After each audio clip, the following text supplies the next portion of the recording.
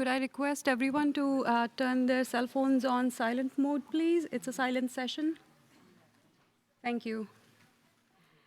Good afternoon, everybody here with us on site today, and to everybody online. Greetings from Stockholm. I know we have online participants joining from various time zones. A special warm welcome and good evening to all our partners and friends back home in India. Welcome to our session on water quality management, lessons learned from India. The session is jointly hosted by National Mission for Clean Ganga, NMCG, and the National Meteorology Institute of Germany, PTB. I will let my colleague spell that out for you in German later on. In this session today, we showcase the initiatives undertaken in the Ganga Basin, delving deeper into the subject of quality in water quality monitoring of a river, and sharing experiences from other river basins across the globe. I am Pallavi Bishnoi, currently working as National Consultant for PTB's project on strengthening of quality infrastructure for monitoring of River Ganga. I'm an environmental and water resources engineer by degree and a passionate water professional, a woman entrepreneur by career. I have been working in the basin for almost a decade now. I will be a moderator for the session today, together with my colleague here, Dr. Gerhard Rappold. Yes, and a warm welcome from my side as well. I'm Gerhard Rappold, development consultant with a focus on hydrology and climatology, as well as the water energy food nexus. I'm working on the same NMCG PTB project since 2 years. Before we start with our speakers, I would like to remind you on the technicalities and the housekeeping rules for this session. For the on-site audience, it's a silent session. Please use the distributed headsets and switch to channel 1, because on channel 2 you might hear another session. For the online audience, please keep the microphone on mute, and for the online speakers, of course, we will request you to put your microphone on when it's your time to speak. Further, I would like to request you to keep on time. We, as the organizers, want to engage all on-site and online visitors to ask questions or give their comments. Reserved time slots for questions and discussions at the end of the talks. Please ask them throughout the time to the chat you have. For the audience in the room, we have a microphone, and now I'm giving back to Pallavi. Thank you, Gerhard. Our very first speaker today, and also our guest of honor, is Mr. G. Ashok Kumar, who is the Director General of National Mission for Clean Ganga since 2022 and belongs to the Indian Administrative Services. The National Mission for Clean Ganga was created after the National Council for Rejuvenation, Protection and Management of River Ganga that took place in 2011. It has the mandate for rehabilitation and preservation of the Ganga River. It is a subordinated entity of Ministry of Jal Shakti, translated as Ministry of Water Resources. Mr. Kumar has worked extensively in the water sector. Before joining NMCG, he served as the mission director for National Water Mission, where he did inspiring work on Jal Shakti Abhiyan, Catch the Rain campaign. He has spearheaded several innovative initiatives, such as monthly water talks, water tech talks, preparation of water budgets, water audits, irrigation projects to improve water use efficiency. Mr. Kumar is the recipient of awards such as Coach Award for Public Services 2021, Jal Mitra Award from Government of Andhra Pradesh, and first Telangana Excellence Award by the Government of Telangana for outstanding work in public administration. Today, he will introduce us to the various initiatives of NMCG for rejuvenation of Ganga, including the Ganga Water Monitoring Project. Welcome to our session, sir. Thank you for joining us today. Pali, for the wonderful introduction.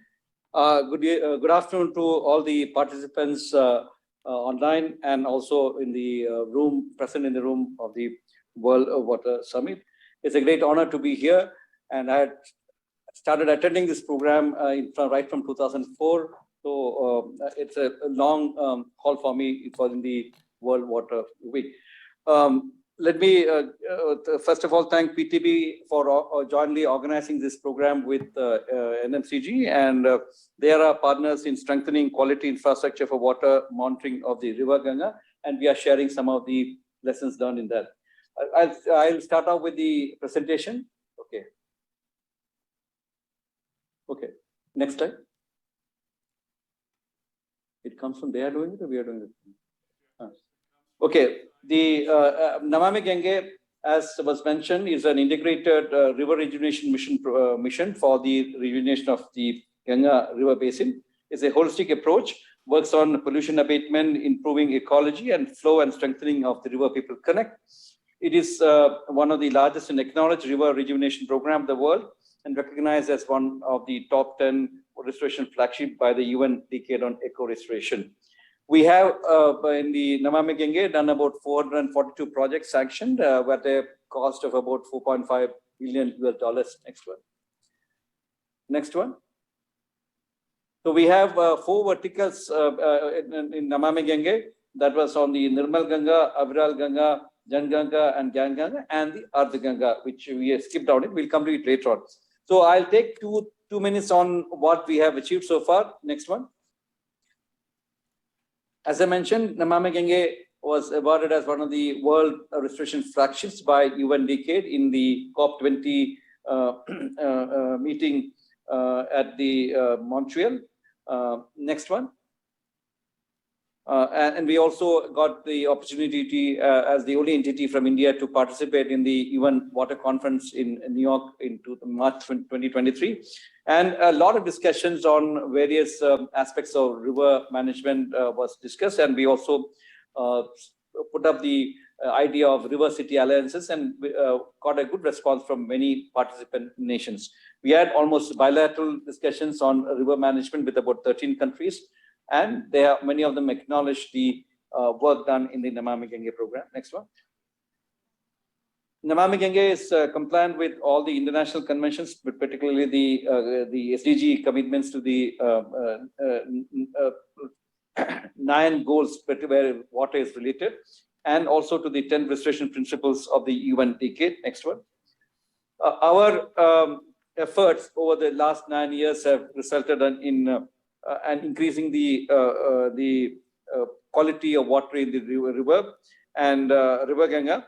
And if you notice that in 2014-15, when we had one stretch in category 2, which is one of the highest polluted sector, and then we have one in category 3, and then 2 in category 5 in 2014, because of the effort put in by our team to reduce the pollution load coming into the river, we could reduce the number of polluted stretches in the river. And if you notice in 2022, we have only 2 stretches, and that too in category 5, which is among the lowest of the polluted categories. So that's a tremendous improvement, which is also borne out by the next slide. You can see there's a tremendous improvement in the biodiversity. We have almost 4,000 dolphins recorded, and the person from the WII Wildlife Institute of India present there in the venue would be also talking about that and how it is directly related to the improvement of water quality.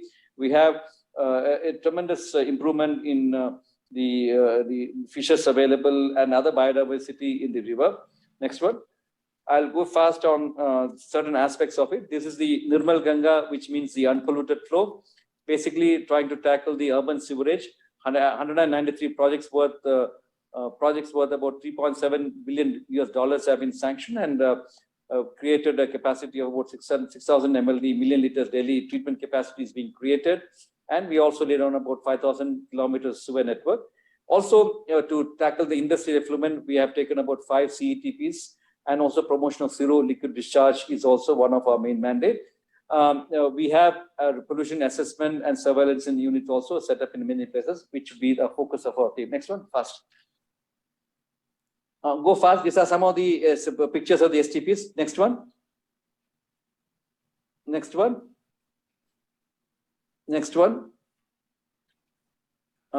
So this is where the water quality, the theme of the today's discussion. Next one. the work which we have done for pollution abatement has to be measured and monitored properly. Though we have set up what is called as a Prayag, a monitoring center at the head office. It's called Platform for Real-Time Analysis of Yamuna and Ganga and Tributaries. Yamuna is a tributary of Ganga, one of the biggest tributary of Ganga, and this is a real-time platform where the river water quality is flashed on real-time basis. We also have various other parameters coming into this platform, which is a very unique modern platform where the information on the water quality is available online. Next one. We also have, this is one of the tools which we show there. It's a project monitoring tool. Here also there is a lot of parameters on pollution related data being displayed. Next one. This is water quality data monitoring management. SCADA system also is set up in about 70 STPs across 11 states, and OCEMS communicates data to the central server at NMCG through the GSM and GPRS communication. And we put this project in the Ganga Tarang portal. Next one. This is the Ganga Tarang portal, the snapshot of the Ganga Tarang portal, where you get information from the STPs and other water monitoring centers. Next one. Next. So we have, with the Central Pollution Control Board, the main agency handling the pollution monitoring, we have 97 locations in 5 states to monitor the river water quality. And we look at various factors like pH, dissolved oxygen, BOD, fecal coliform, and fecal streptococci, etc. here. And we also have 76 real-time water quality monitoring stations. And we monitor about 17 parameters. We get hourly data feed from to the CPCB, and which in turn comes to us at the Prayag. Next one. So this is the dashboard for the RTQMS station. Next one.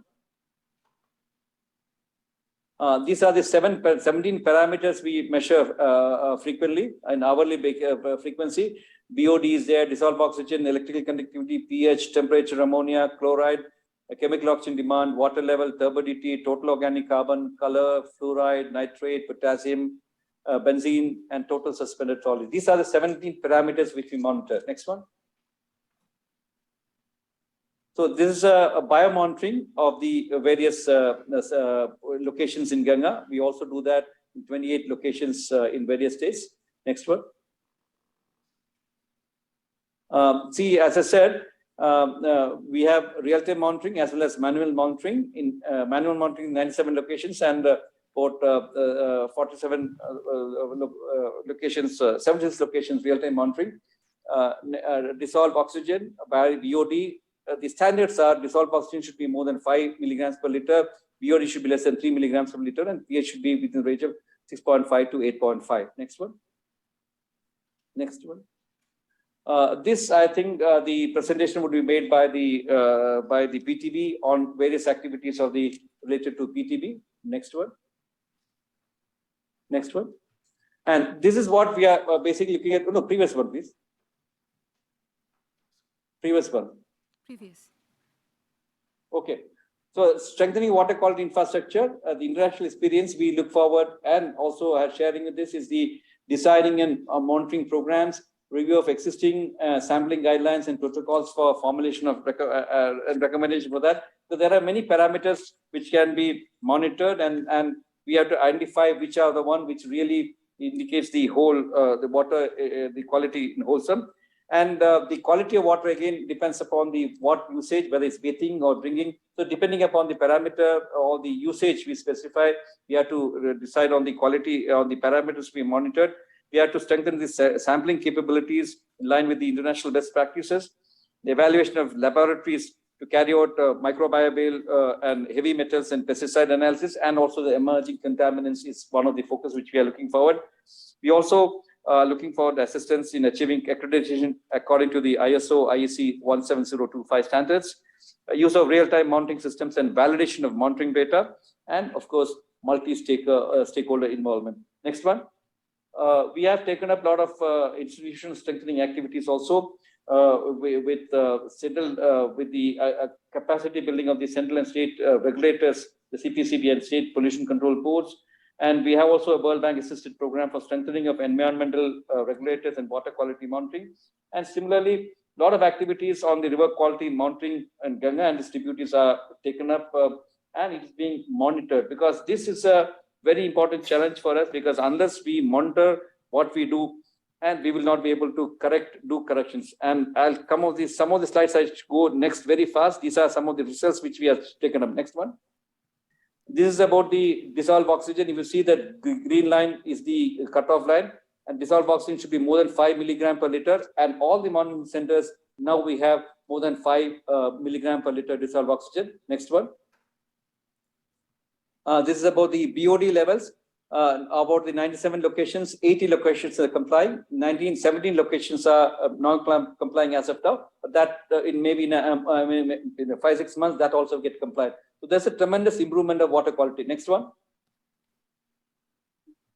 This is pH level. If you look at it, again, 97 locations, we have compliance of the standards requisite for bathing standards. Next one. This is all the 97 locations you see. It's all prepared. These are some of the information from the RTQS real-time water quality monitoring stations, which we have presented in the previous graph. Next one. Next one. Next one. So these are some of the next one.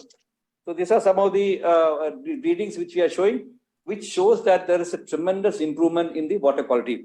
So I leave it here for the officials and the presenters from the PTB to tell us what exactly we have been doing as. And thanks for a patient listening. Yeah, thank you, Mr. Kumar, for sharing the valuable information with us today. And many congratulations for your all achievements for the Namami Ganga program. We hope to continue to support you in all your capacities.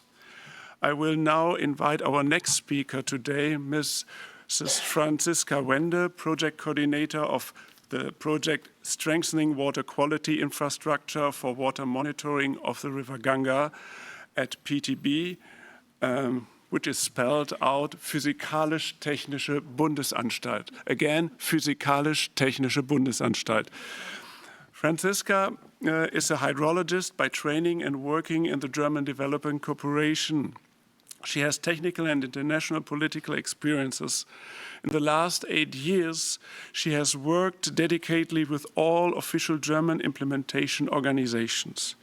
Today, she will give us an overview about PTB's Ganga water monitoring project, which I'm not spelling out right now, but predominantly also on on quality infrastructure and its relevance for water quality monitoring. Thank you very much, and the floor is yours.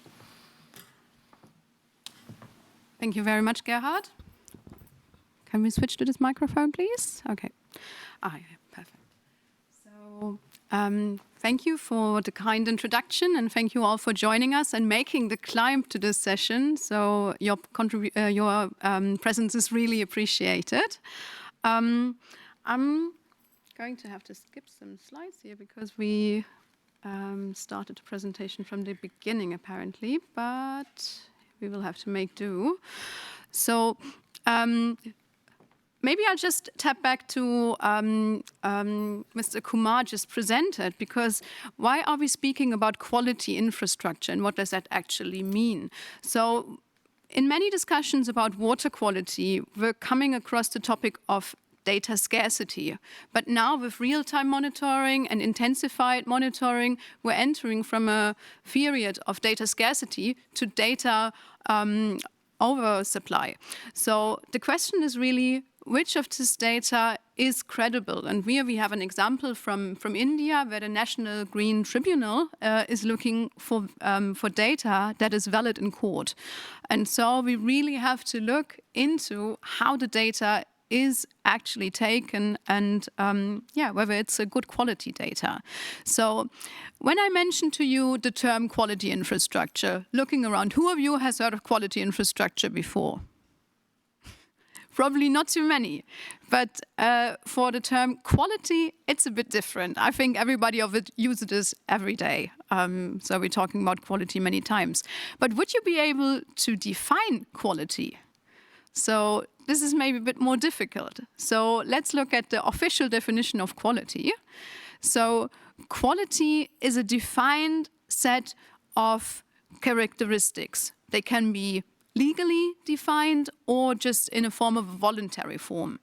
And then quality states to the extent to which a product, a service, an item fulfills these requirements. So to sum it up very shortly, quality is the fulfillment of expectations.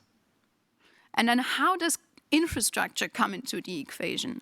Well, in order to be able to verify the compliance with those quality criteria, we need a network, a system of different institutions that can really certify that this product, this item, this service really fulfills the criteria mentioned and that it is a quality service, a quality product.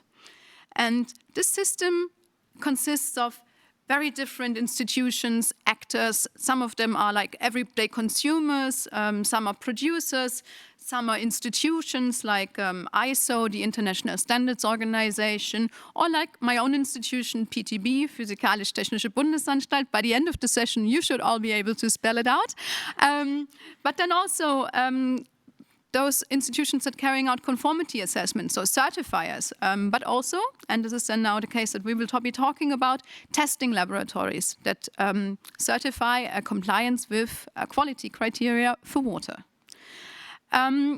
Throughout the water cycle, there are different interlinkages with this quality infrastructure system. So we measure the quantity of drinking water. We measure the quality of drinking water. We measure the quantity of water consumed in the households. We measure the quality of wastewater that is again, or treated wastewater, hopefully, that is discharged again into the environment. And then, for the case that we will be talking about, we measure the quality and quantity of water in nature, in rivers, in groundwater, in lakes.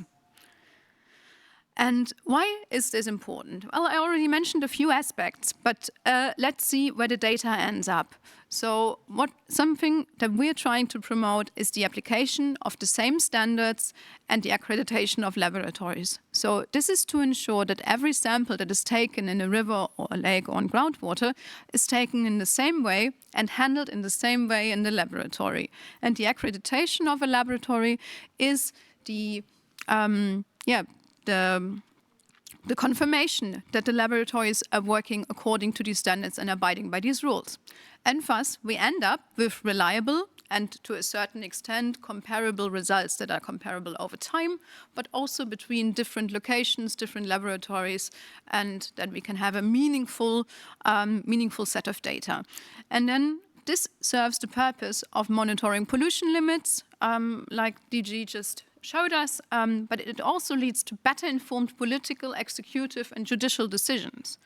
And then also something that is not to be neglected is the use of data for models. So if you want to have good planning ahead of water resources, of water quantities, you need good data because we all know rubbish in, rubbish out. So we really want to have good quality data entering a model. So I already mentioned the accreditation of laboratories. And one thing that we're really promoting is the application of the ISO standard 17025. I will not go into much detail about this because you can really spend a week learning about it and a lifetime applying it in your laboratory. So one of the really important aspects of this norm is, of the standard, is the impartiality and confidentiality, which means that every sample is treated equally in the laboratory and there's no way of bribing, no way of preferential treatment. And in confidentiality, of course, means that you're not just telling anybody what you're doing with the samples, but that the results are treated confidential. So then we have structural requirements. This is really about the way the laboratory is run, that there's a management system in place. This is set out spelled out also in detail furthermore. Then we have the resource requirements. This is regarding that you have an adequate lab space, that you have trained and informed and enough human resources in the laboratory, that you have good equipment, and so on and so forth. Then we have process requirements that with regards to the definition of procedures, so that you really define which procedures are run in the laboratory, and this is done the same way every time, again and again. And then for the management system requirements, we have, for example, the conducting of internal audits, but also that you should have a management system in place. It can be either according to ISO 17025, but also possible to have the system according to ISO 9001. This is probably one of the more best-known management norms that are existing. So this is a short excursus into the interesting subcosmos of accreditation of laboratories. And now I will go into a bit more detail about the work that we're doing together with the National Mission for Clean Ganga in India. So our project is funded by German Development Corporation, by BMZ, and we're part of a bigger program of German cooperation in the Sustainable Urban Development Program.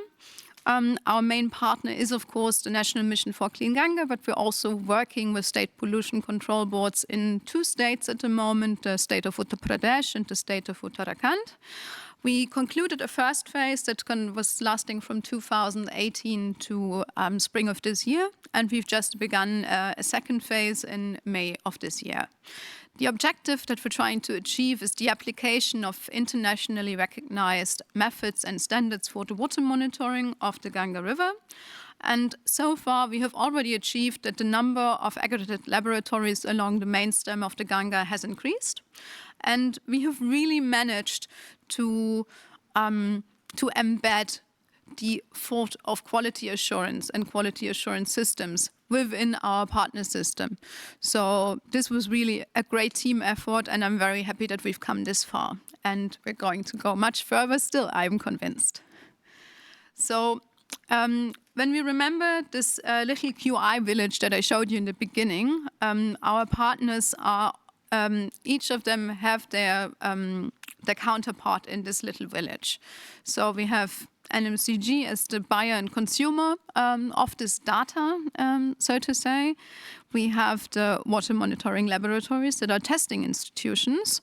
Then we have the Central Pollution Control Board that is also doing testing, but they're also defining the technical regulations and the standards for the water testing. We have the Indian accreditation body, NABL, that's playing an important role in the structure of the project. And then we have the metrology institutions, so the national metrology institutions, PTB is the German one, but we're also closely working with the National Physical Laboratory of India, which is India's National Metrology Institute. So one thing that we're also trying in our project is to bring in the international experience. So I'm going to share a few thoughts, a few insights from how water monitoring developed in Germany. And this really dates back 150 years. So with the intensification of industrialization, also the pollution of the rivers and waters in Germany became more severe. And so countermeasures were taken. In 1887, the first sewage treatment plant was erected. And then also in 1909, the first river water observation office was established along the Rhine River in Western Germany. After the Second World War and the division of Germany, there was a Federal Water Act in Western Germany. But despite all these efforts, the waters really deteriorated, and there were many local but also regional catastrophes that then triggered action. And then the real wake-up call only came in 1986. That was a huge chemical disaster originating in Switzerland, but rather close to the German border because Basel is right next to the German border. There was a chemical spill at a pesticide plant by a chemical firm Sandoz, and I think 30 tons of pesticides were discharged into the river, leading to a massive ecocide. Many millions of fish died, and some species were even completely extinct from the river. So this then really triggered concise action. So in 1987, just a few months later, the Rhine Action Plan was authorized by all the different states along the Rhine River. But the main stretch of the Rhine is really within Germany, so I'm referencing this. So sewage treatment plants were built. Regulation was passed for industries and enforced. That's very important. And then already in the late 90s, so in 1999, salmon were back in the Rhine River. And if you know salmon, you know that they require really fresh water. So this is a really good indicator of how successful these cleaning efforts were. Then another major milestone within the water monitoring sector was the Water Framework Directive. This is a legislation from the European Union. And among many other things, it also demanded that water samples have to be tested by accredited laboratories. So this is also a major milestone for quality assurance in the water monitoring network. And if you would ask me for one main takeaway, don't only react when it's already too late. So this is some major lesson that one can learn from the European experience.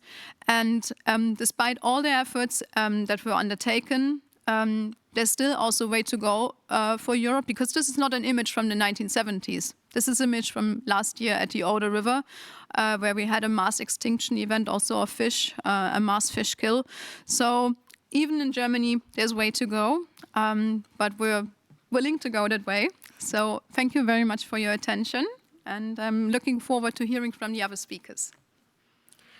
Thank you, Franziska, for that insightful presentation. I sure hope all of us will go back today thinking more intently about quality aspects of water monitoring. I now take the opportunity to bring in our next speaker for the day, Ms. Catherine Cross, who is the Strategy and Partnerships Lead at Australian Water Partnership. Catherine is well known for her exemplary work in Asia, Africa, Europe, North America, South America, with NGOs, governments, and private sector. She previously worked for the International Water Association, developing and managing strategic programs. Her technical expertise in water resources management ranges from local to global scale and covers nature-based solutions, climate resilience, water energy food nexus, as well as digitalization of the water sector. I invite Catherine to share with us a sneak peek into her experiences on water quality monitoring in Australia and the Indo-Pacific region. Okay, thank you so much, and thanks for the opportunity to be part of this session. So just really quickly, I'll just explain what is the Australian Water Partnership. So we're a Water for Development initiative, which is supported by the Australian Department of Foreign Affairs and Trade, and we're managed by eWater. We mobilize Australian expertise in water management. We have more than 200, I think actually close to 300 Australian partners. And what we do is we create partnerships between Australian organizations and experts and usually government agencies across the Indo-Pacific. So before I go into that, I'll just quickly touch on managing water quality in Australia. So water quality in Australia is managed through strategies, plans, laws, and regulations, and this is across scales, from states to territories to local government, and they all work closely with communities and industries to provide a water quality management system. The key guidance is the National Water Quality Management Strategy, and this is a framework that sets a framework to provide for policy, processes and plans, and guidelines. So I assume this is our quality infrastructure, to use that term. I also just wanted to touch on some innovation that's been happening in Australia and also in other parts of the world on using Earth observation for water quality monitoring. So the Commonwealth Scientific and Industrial Research Organization, CSIRO, which is a partner or is a member of the Australian partnership, has just launched, well, they call it a mission. So it's a program called AquaWatch. And essentially, this is an integrated ground-to-space national water quality monitoring system to help safeguard freshwater and coastal resources. So it's combining satellite sensors and in-situ water quality sensors with data analysis and artificial intelligence. And this will help, especially with monitoring water quality in places that are more remote and ensures more timely and accurate monitoring and forecasting. And the aim is to provide 2 to 3 day forecasts of water quality. So there's enough time for a response. So if, for example, if there's a harmful algal blooms or any type of water quality incident. I just wanted to mention that they're already working together on pilot projects in other countries, including the US, Malaysia, Chile, Colombia, and Vietnam. And I'm looking at this with different end users in mind, including aquaculture, drinking water supplies, and hydroelectricity. But going back to the Australian Water Partnership,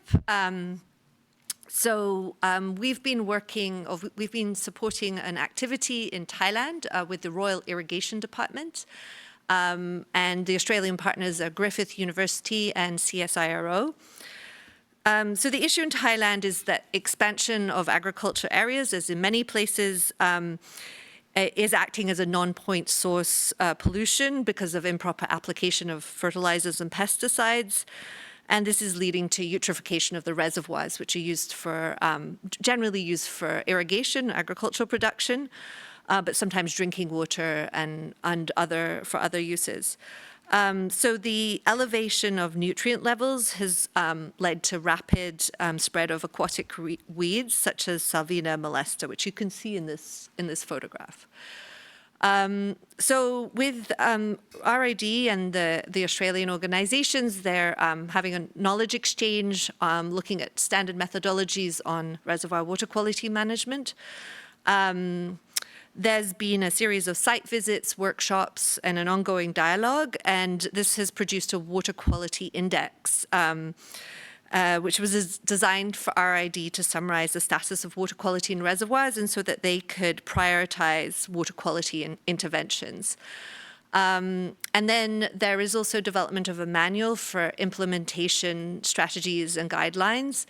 And the idea is this will assist RID to optimize funds while simultaneously achieving greater control of water quality issues.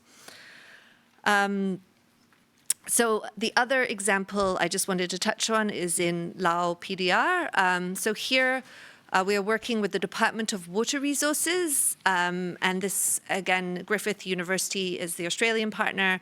They're also working with the National University of Laos and the Gender Development Association. So they're supporting the Department of Water Resources in public engagement and formulation of some ministerial agreements. So these are helping essentially implement the 2017 law on water resources. So one of the agreements that Griffith is working on with the other partners is on water quality. There's various gaps on technical know-how and capacity. So, but the key thing here has actually been around stakeholder engagement. So there has been a degree of stakeholder engagement, like with other ministries, but less so at the provincial level and at the district level, and not so much with community and industry, for example. So working with the Gender Development Association, they've advised on the best way to engage with community and stakeholders in a way that takes into account gender equity, disability, and social inclusion issues to maximize participation and engagement of different groups.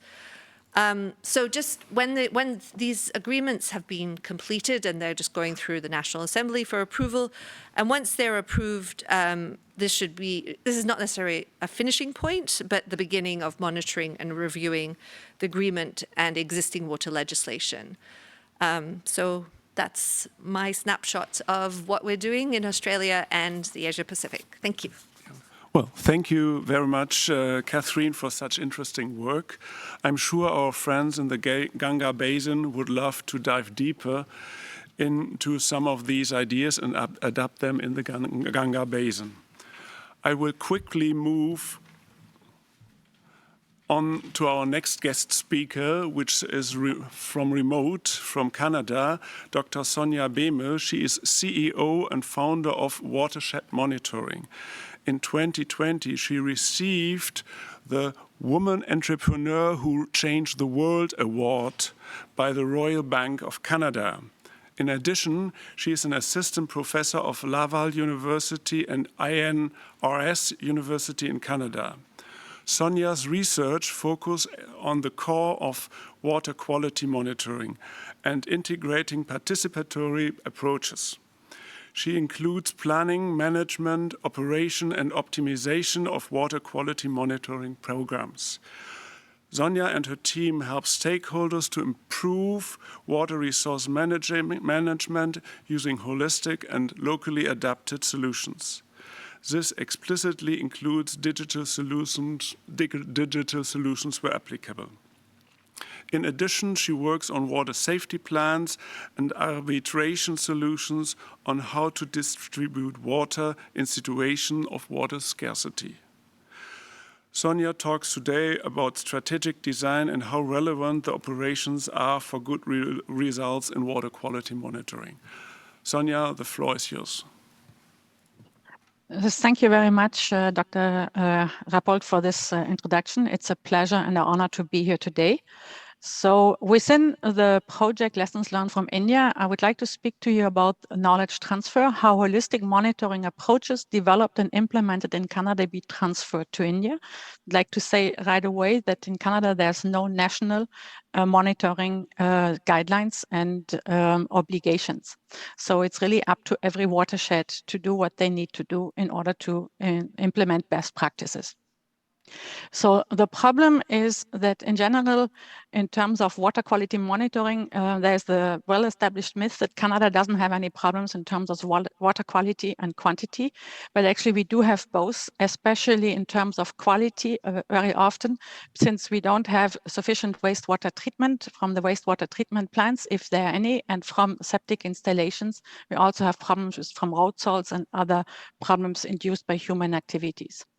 Therefore, it is necessary to get a reliable assessment of surface water quality of lakes and rivers through water quality monitoring programs. And stakeholders need to be involved in this process through participative approaches in order to implement water quality monitoring programs so that they can understand the stakes and integrate this knowledge in decisions and actions they take affecting the resource. So the life cycle of a water quality monitoring program really involves stakeholder implication, which need to express their knowledge needs, which then must be transferred to monitoring objectives, which will then guide the scientific requirements of choosing sampling sites, water quality parameters, sampling frequency and recurrence, which then need to be embedded in all the considerations about logistics. And also, of course, the administrative requirements about technical means, laboratory infrastructure, financial and human resources to execute all the work. And last but really not least, is it's also important to always keep in mind who the data is destined to ensure that we have the right information channels and use for decision making in order to be able to implement policy making and action plans. This is the general planification for a water quality monitoring program, but it needs to be understood that this is a life cycle which needs to be assessed at least every 6 years in terms of knowledge needs, in terms of implementing the water quality monitoring program, data storing, information use, and taking action. So this is a continuous reassessing process. And in the water quality monitoring program, serving as an example, we are now at the 3rd cycle of this reassessment of this water quality monitoring program of one of the 40 main water priority watersheds of the St. Lawrence River in the province of Quebec in Canada in the east, which is actually a fairly small water quality watershed, with only 500 square kilometers, but very complex political boundaries. And it's also the reservoir for more than 300,000 people in terms of drinking water. So we implemented the water quality monitoring program in 2011 because the main drinking water reservoir was impacted by heavy blue-green algae blooms and coliform contamination in the rivers leading to the water intake. So there was a necessity to implement this water quality monitoring program. This water quality monitoring program is today a success because I think we did manage to implement what Mrs. Wende qualified as quality infrastructure. And it's also a success because we managed to implement action plans for this watershed. There are now major investments in protective and restorative projects around the watershed from all political levels. There were political changes, new legislations which were implemented. We now have a scientific credibility of the organization executing the water quality monitoring program, improved water quality, efficient communication, reuse of data for other knowledge leads as modeling, for instance, and social and institutional acceptance of the water quality monitoring program, not only within the watershed, but actually on every legal level in Canada. So how can we transfer this experience to India is really through site and situation-specific adapted webinars, workshops, training, easy to follow guidelines, hands-on documentation, exchange on experience, all around what Mrs. Wende qualified as quality infrastructure. So the expected outcomes are knowledge transfer in terms of acquiring a holistic view on how to plan, manage, and optimize YQMPs for all the use cases in order to produce robust, defendable, and comparable data for decision-making enforcement of regulation. And to really keep in mind that every piece of the puzzle of data production from the planning to the use of data need to be submitted to this quality infrastructure control and life cycle of water quality monitoring programs. So thank you very much for your attention and for this opportunity.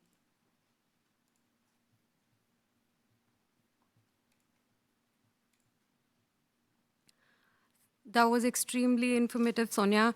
Thank you for sharing your work with us, and we look forward to delivering some impactful work with you in the Ganga Basin under the new phase of the PTB project. Moving on to our next speaker, let us now take you to the Ganga Basin and hear it directly from the experts working on the ground.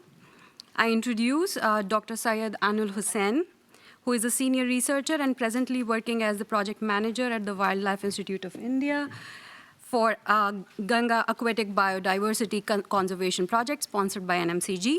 Dr. Hussain is internationally acclaimed for his contributions to the field of wildlife science.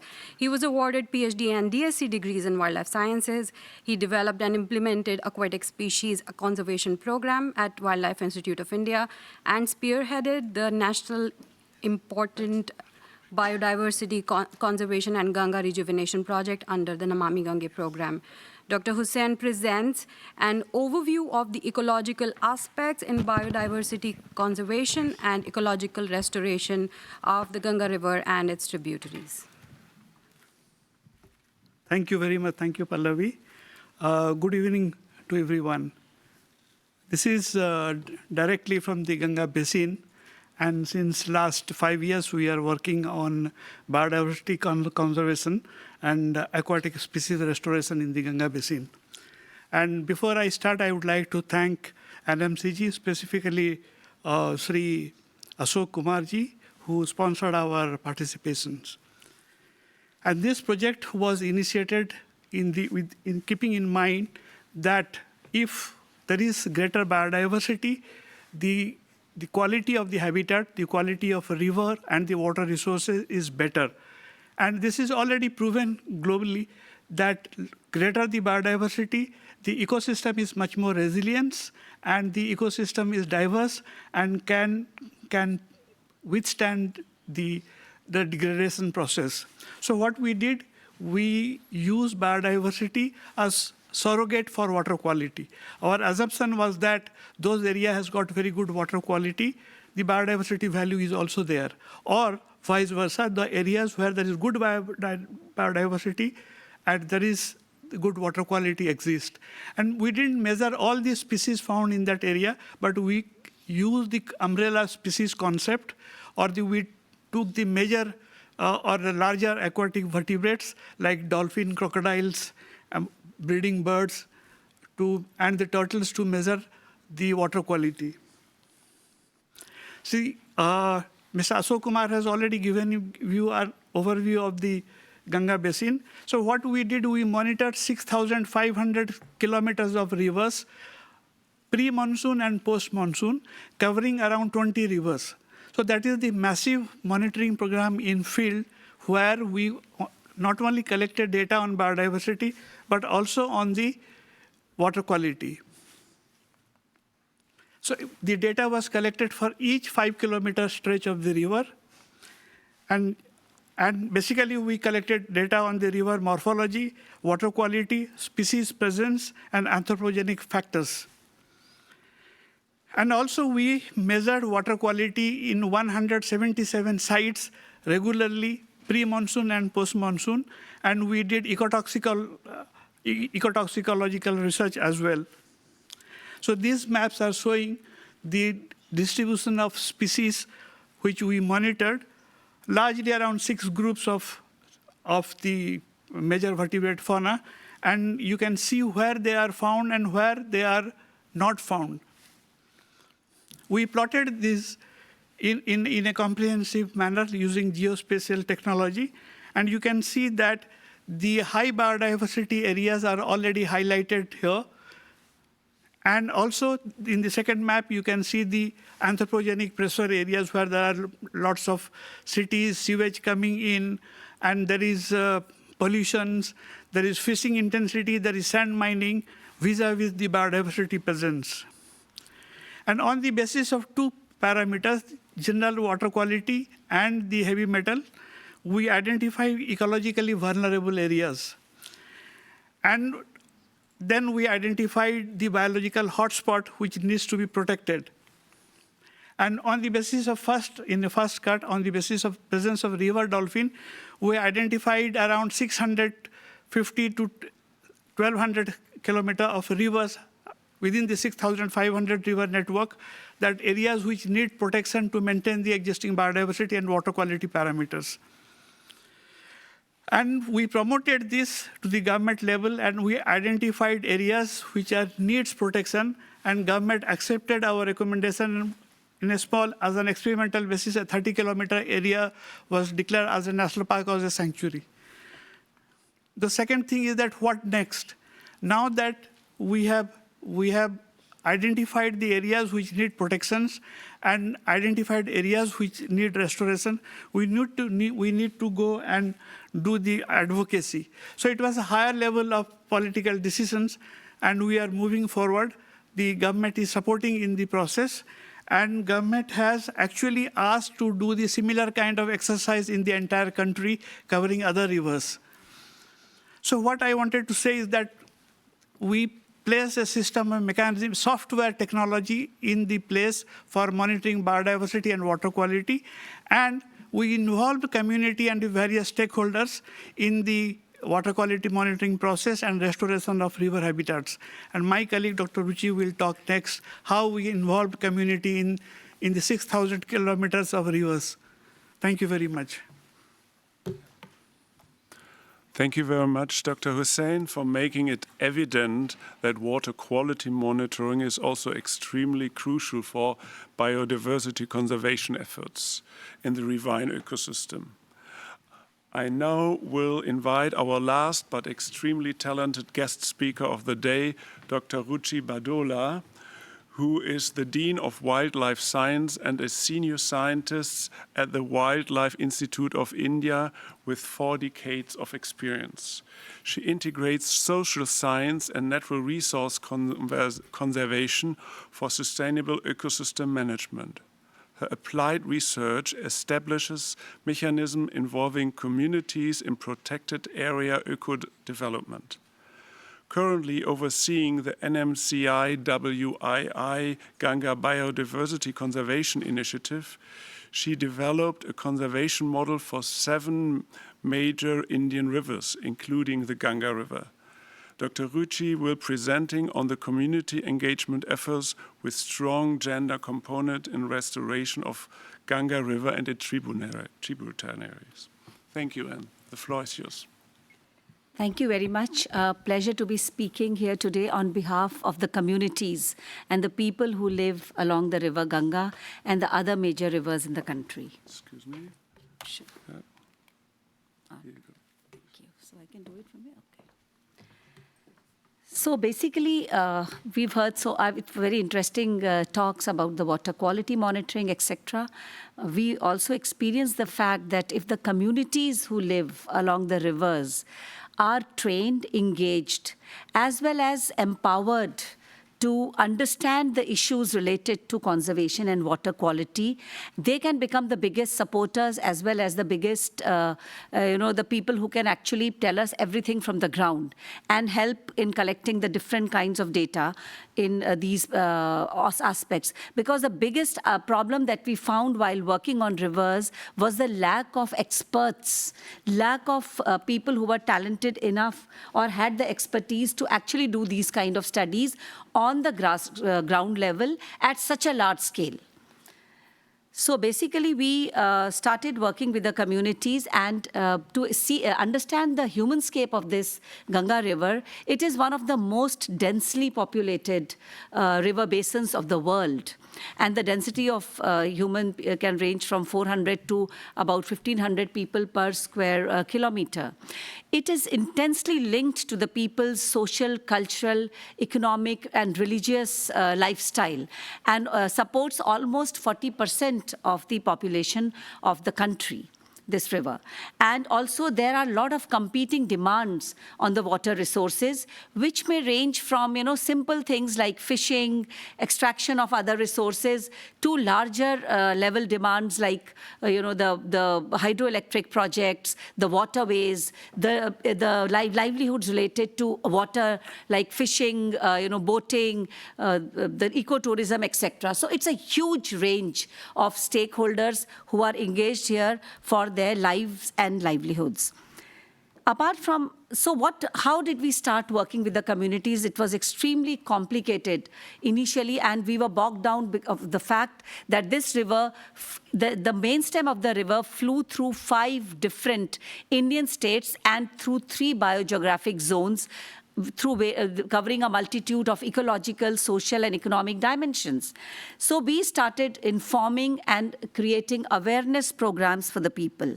People were aware, but they were not aware as to how and what they could contribute for maintaining the river, in terms of its Aviral, which we call it as a sustainable flow, as well as the Nirmal, as means the water quality. So they were not aware what they could do. And everywhere that we went, the people used to ask, please let us know what we can do for this river. Because the river Ganga for the people of India is known as Mother Ganga. It's supposed to be your mother. So everybody wanted to do something, but what to do? We don't know. So we could inform them about the biodiversity.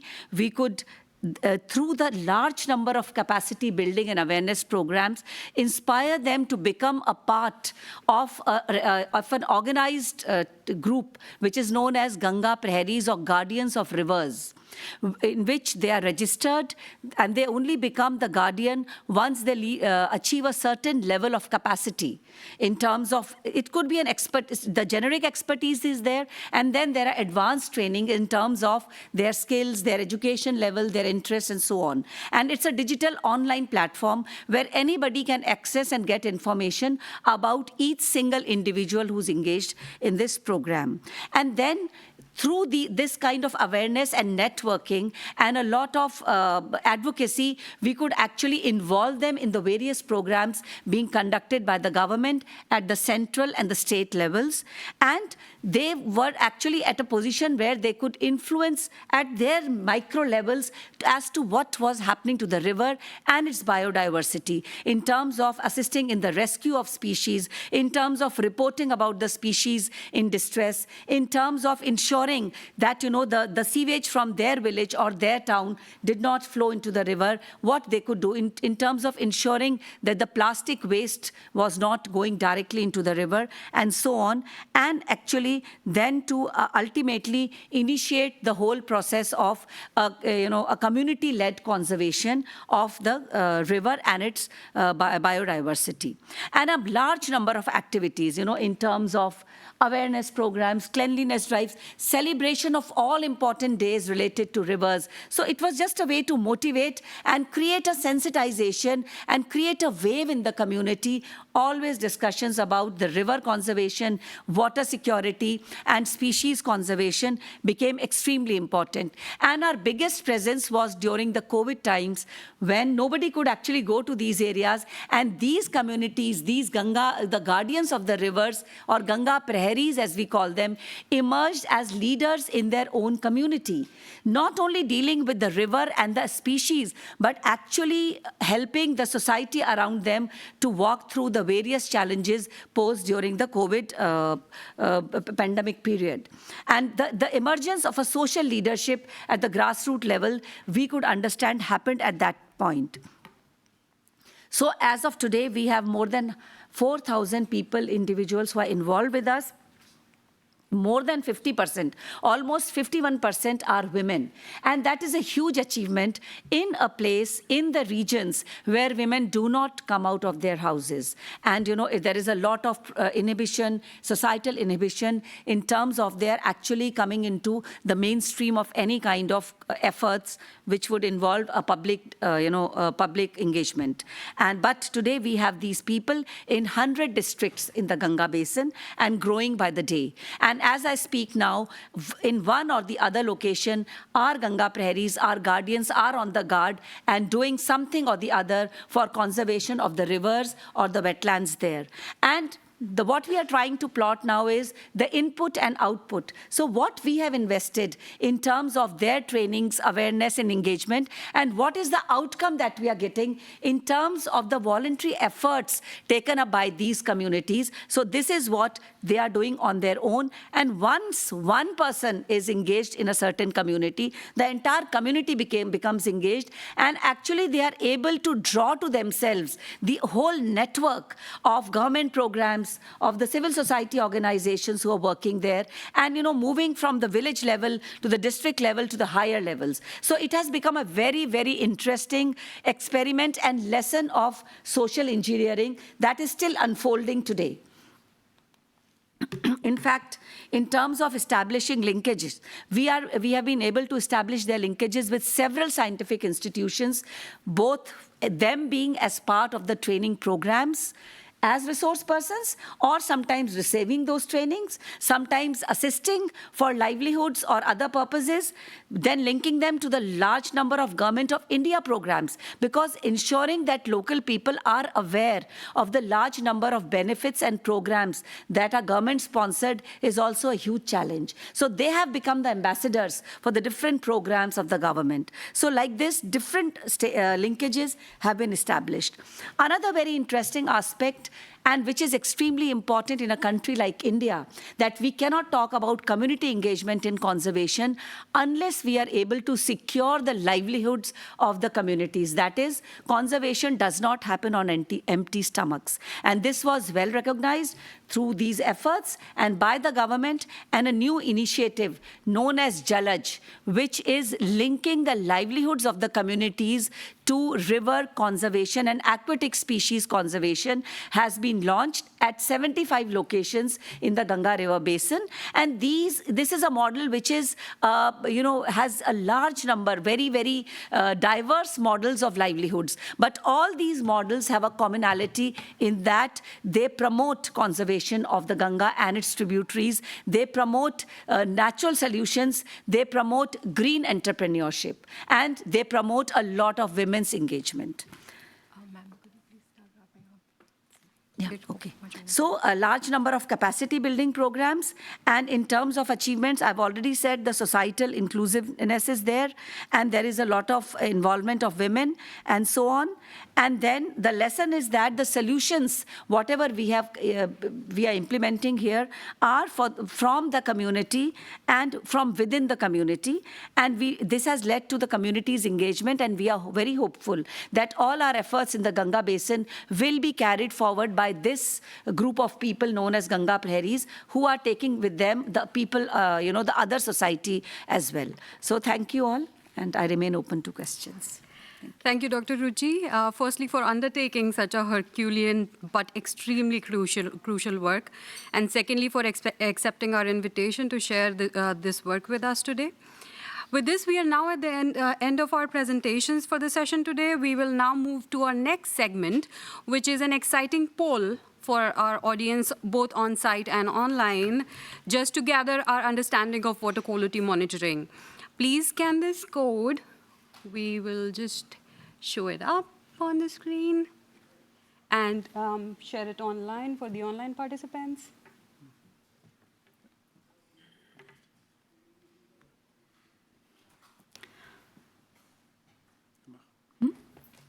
Can you give control? You can directly.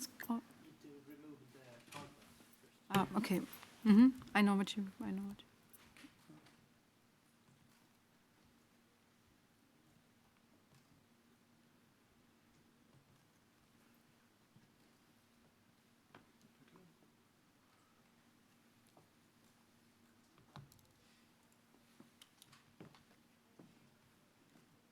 Yeah, there you go. Please scan this code on your mobile phones to access the poll. Online participants can also click on the link in the chat box and register their responses there. Did you put in the link, Swati? Okay. Should we get started? Yeah. All right.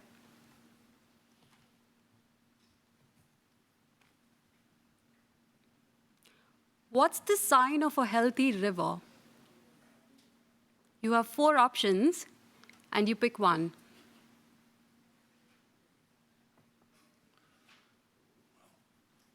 We have more audience than this. Please go on. Let's do this. I can already also share the QR code once more if you want to access it once more.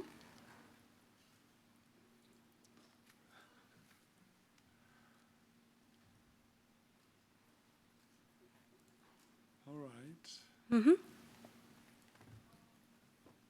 Yeah, I think the audience agrees on this one. Oh, we have a super audience. All right, then. Okay, since we are short on time, we're going to move on to the next question. I hope everyone can still access the poll. How can the quality of a water body be best assessed? And it's a multiple choice, so you can pick multiple options. Maybe all of them, if you feel like.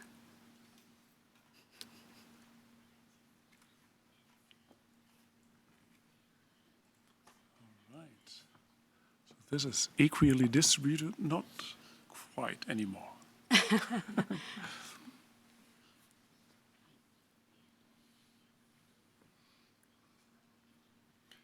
We can go for some more, huh?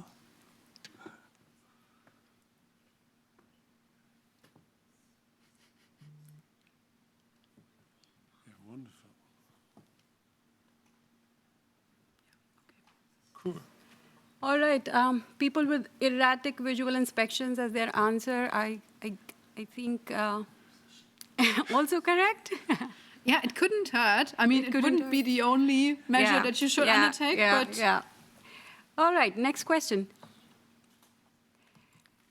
After today's presentations, which aspects do you consider critical for water quality monitoring of River Ganga? This is really a test. Yeah. Were you awake during these presentations? Let's see. And it's free text. So.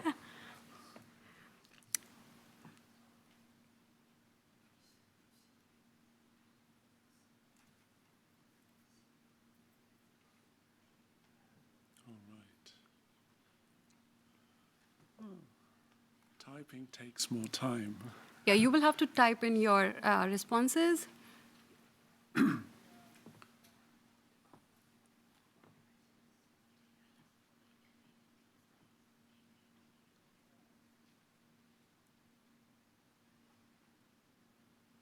More keywords other than biodiversity? Oh, yay. Coming up. Yeah. Clear water monitoring, raising awareness, right? Community involvement for sure. We definitely learned that today. Focus on key species. I see accreditation. So Aha. happy. Yes. I do see livelihood. Quality infrastructure is there. Good. Super. Do you want a few more responses? No, it's fine. I think we Yeah? can leave it open and then get on. Okay, so we're going to leave this open anyway if you want to keep adding more thoughts, because we can gather this later and see what our audience takeaway was. But thank you, everyone, for your valuable responses. This was just a thought-provoking exercise to put our brain cells to some good work after all these presentations. I will now open the floor for questions and answers. Sadly, since we just overshot time a little bit, so we will have lesser time for Q&A, but we will try to answer all your questions at our best. You can also reach out to us after the session if need be. For online participants, please post your questions in the chat box, and my colleague Swati will read those out to us.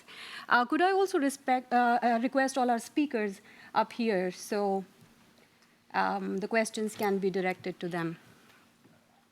Good. Anyone in the audience with a question?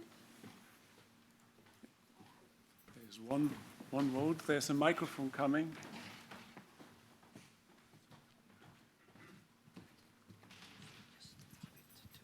Hello, thank you very much for all the nice presentations. My name is Daniel, I work for Development Seed, and we work a lot with the satellite imagery. And it did come up as one of the options for monitoring, but it wasn't mentioned much in the talks. So I was wondering if satellite imagery is being used, and if yes, how, and if not, why not? Okay, like that. Catherine, I believe that is for you. And we'd like to keep it short, please, so we can. Yeah, so I mean, I'm not an expert in this area, but as I mentioned, in Australia, there's this new program called AquaWatch. But previously, when I worked for the International Water Association, we were a part of GeoAquaWatch, which is a larger kind of group that looks at using Earth observation for water quality management. So I think it is used quite a bit in, like, for example, the US, more so in Europe on large water bodies. And so there's advances in the technology and the modeling to bring together the information, the satellite information and the in situ data to get more comprehensive monitoring and forecasting. So I think this is potentially something that could be used in the future in other places. Yeah. Well, and maybe we now ask Swati to read out some questions from our online participants. Since they are not visible, this is most important, actually, to get their voices here as well. Do we have any questions in the chat? Yes, I have many questions. Oh, great. Yeah, there are many questions. So it Yes, is please. okay. So first question is from Weasley, and any speaker can reply. So question is that what are the regulatory frameworks in place to protect the long-term land use plan to ensure sustainable development along the river banks? Any speaker can reply because he did not mention name of his speaker. Maybe somebody from NMCG could respond to that question.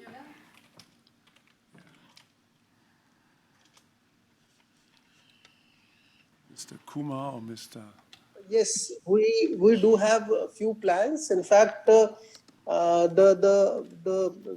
authority notification says, and we are implementing it through state, that there shall be a buffer on the banks of the river, and that buffer shall extend to certain width, which is approximately a kilometer on both banks, and this buffer shall be having a regulatory as well as protected zones.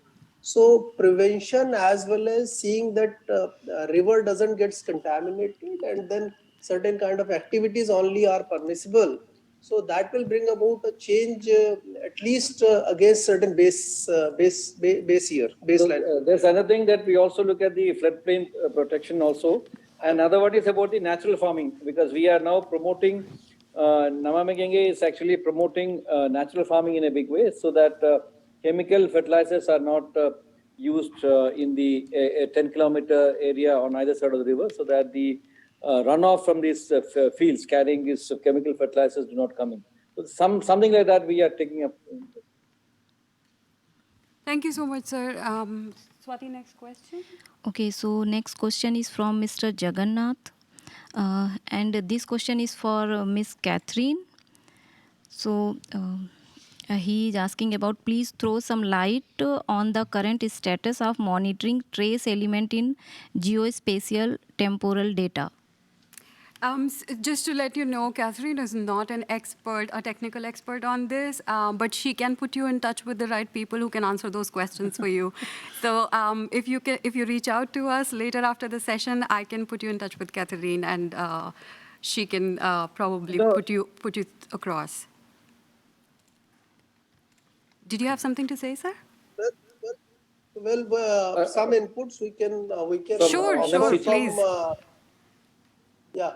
See, the manual water quality monitoring, which in fact Director General showed for about 97 stations in Ganga Basin, it does have a protocol for analysis of toxic and trace elements, including pesticides.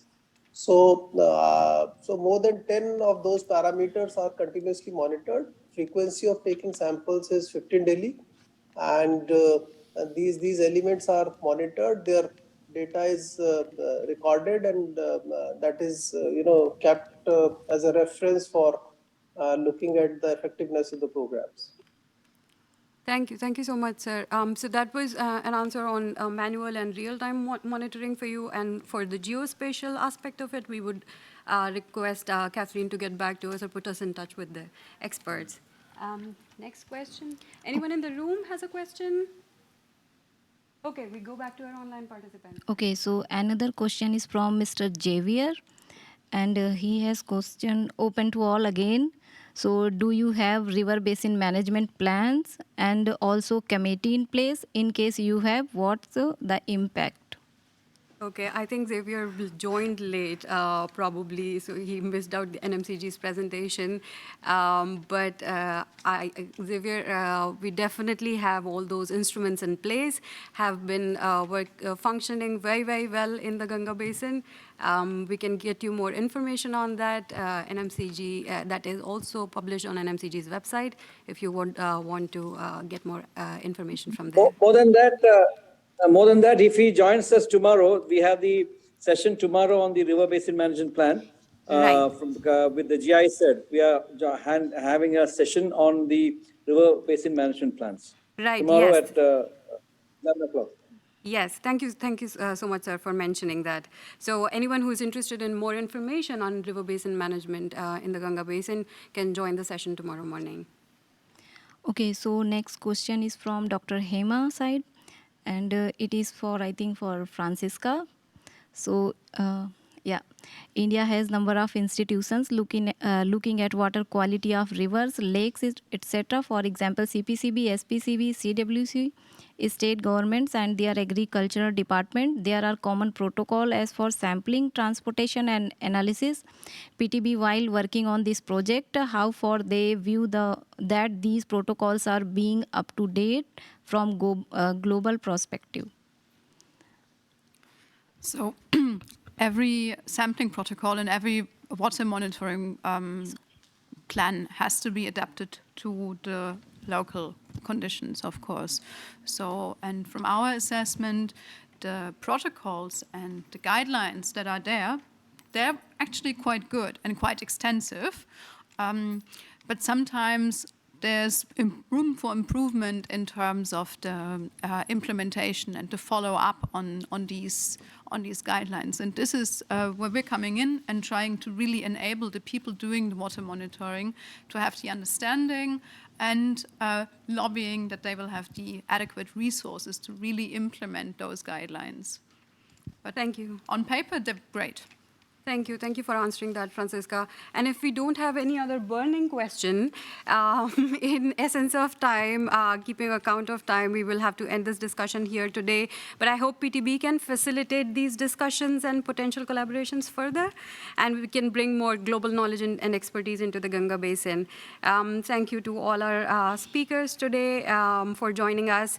I think we can go in for closing statements now. I would like to invite Mr. Bhaskar Das Gupta, who is the Executive Director Finance at the National Mission for Clean Ganga, to give a closing statement for today's session on behalf of NMCG.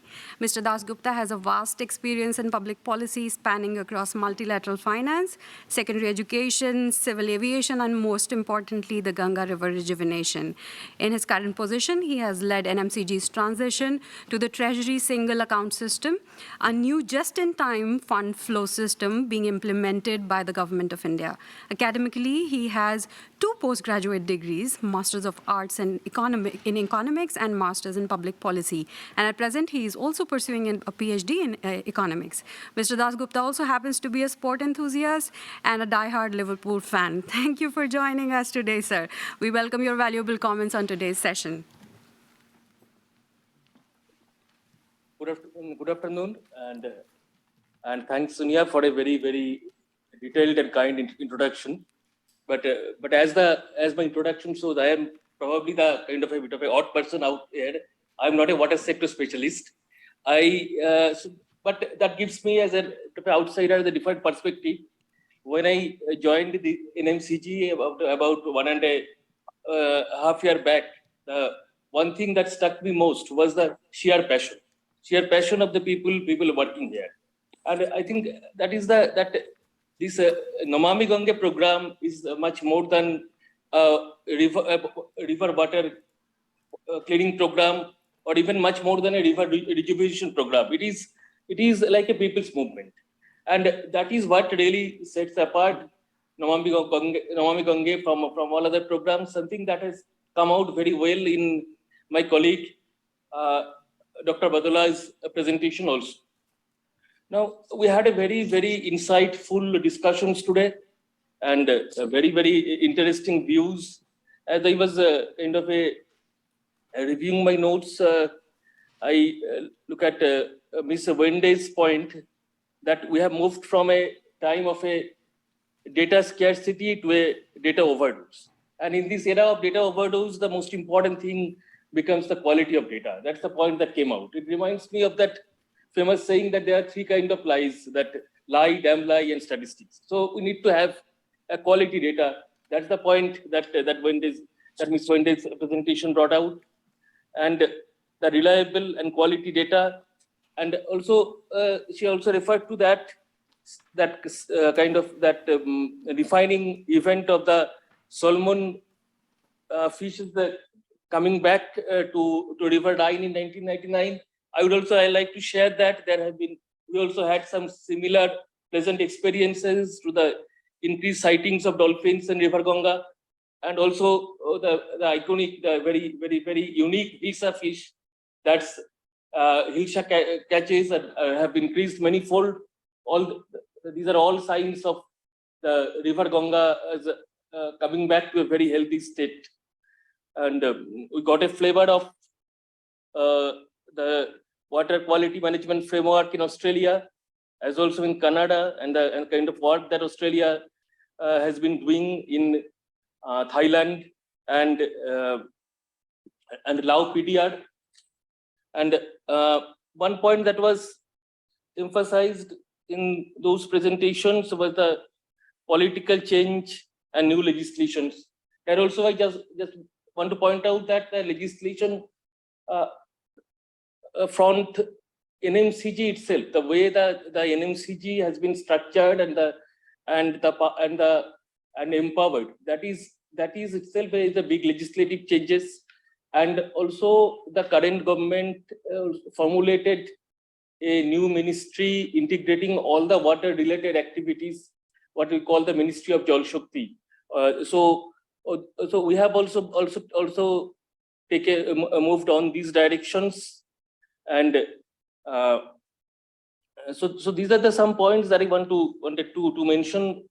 And also that in the people's participation front, that apart from what Dr. Badala mentioned, we also have a mechanism called Clean Ganga Fund, which encourages ordinary citizens, anybody can contribute to the effort, whatever, even it's a very small amount, but it gives everybody a sense of participation, a sense of a belonging to the Ganga rejuvenation effort, where NRIs, any Indian, any corporate, or any PSUs that can participate, and that fund has raised considerable amount and fund and complementing the Namami Gange program. So I would again like to thank PTB for providing NMCG this opportunity to showcase our initiative, and also to share our experience with the global experts. The discussions have been very enriching. I'm sure that NMCG will benefit significantly from the various suggestions and the experience of other stakeholders. And I also do hope that other participants will also benefit from NMCG's experience, from the Indian experience. Thank you. Thank you so much, sir, for your valuable words. And last but not the least, for the session today, I would like to invite my dear colleague Swati from PTB, Dr. Swati, who has been working as national consultant for the PTB and NMCG mission in the Ganga Basin since 2019. Swati holds a PhD in chemistry and has extensive experience in standardization of laboratory management practices for water quality monitoring. I would request Swati to bring together the key takeaways from today's session and some steps forward.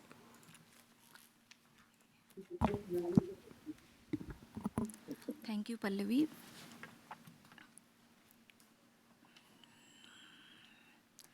First of all, I would like to thank CV for organizing this event and providing this valuable platform to share our expertise, experience, and knowledge.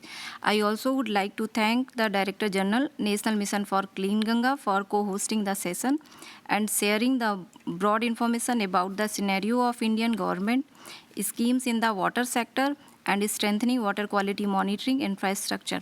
Furthermore, I like to thank Francisca Wende for providing their expertise and valuable knowledge on how to improve the importance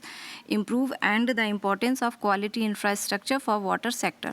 I would like to thank our speaker from Australia for sharing her experience on Australian water quality management, and also thank to Dr. Sonia from Canada for sharing her knowledge on water quality monitoring and support to data processing and validation of Ganga River water quality monitoring. And I also like to thank our Indian speakers, Dr. Hussain and Dr. Ruchi, for sharing their experience and expertise on ecological biodiversity in Ganga River Basin and community engagement work at Ganga River Basin. I like to thank all the online participants for providing their valuable comment and suggestions. Thank to all. On the behalf of PTB, I would also process some key takeaways, step forward. First one is, let's take the discussion and potential collaboration to the next level by engaging with our international speakers in Ganga context. And PTB will continue to work and strive to deliver an impactful phase 2 of our project with NMCG. And we welcome our audience to reach out to us after the session for diving deeper into their topic of interest and engage with our ongoing project in the Ganga Basin. Furthermore, we encourage you to learn more about quality assurance of monitoring data. We are happy to link you with our experts and learning materials. And thank you so much. Thank you so much, Swati. I would like to now call upon Dr. Ruchi Badola from Wildlife Institute of India, and on behalf of NMCG, present a small souvenir to our speakers today. Catherine, if we can invite you here. And on behalf of Sonia, we would hand it over to Francisca for you, and you can collect it later from her.